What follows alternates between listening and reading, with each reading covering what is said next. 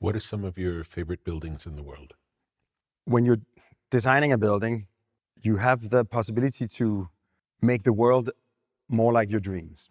And you should take that possibility serious. Like, in a way, if we're not trying to realize someone's dream, then maybe we're wasting our time, Why right? bother? Yeah, exactly. And in that sense, a building like the Sydney Opera, I think is very special for a lot of reasons. It has become the signifier of an entire continent. It is definitely a very kind of modern, almost like futuristic building, even though it's from the 60s. It looks like shells, yes, series of It has this shells. kind of series of white ceramic shells in the port of Sydney, an opera house and a philharmonic concert hall, resting on a giant accessible podium of steps. And it evokes pagodas, it evokes Gothic arches, it evokes all of these kind of timeless ancient forms without replicating any of them.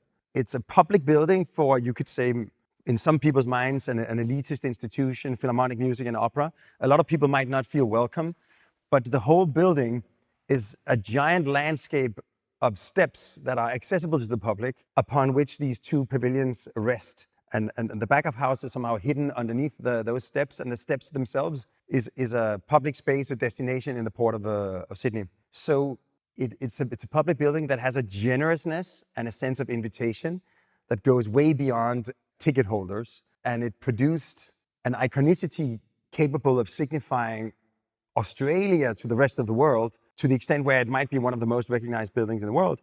But at the same time, it feels strangely familiar in many different parts of the world.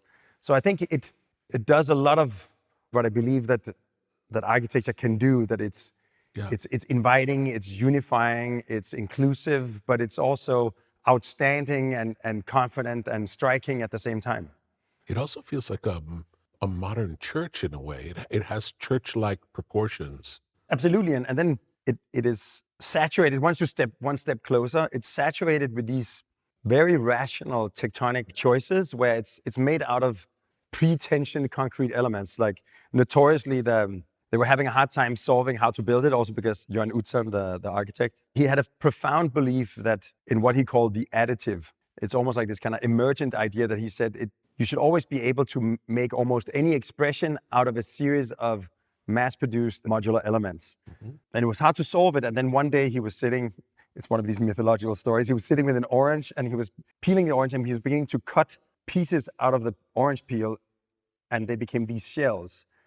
And he just realized if you can take it from the surface of a sphere, you can break it down into modules, repeated modules, and it ended up being made out of these post-tensioned concrete modules that come together to form the arches. So all of the geometry of the shapes is the same. It's always a piece of a sphere. It's always the piece of the surface of a sphere.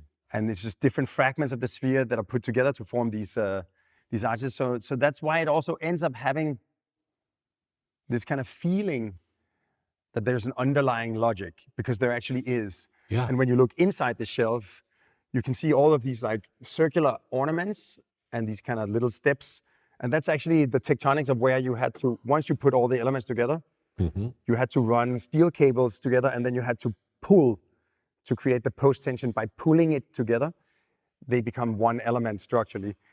But that produced these, what looks like ornaments, but it's actually the tectonics of mounting the mechanisms to pull these cables. So somehow every single practicality, every single technicality ends up being resolved in a way that expresses itself as some kind of enigmatic decorative beauty.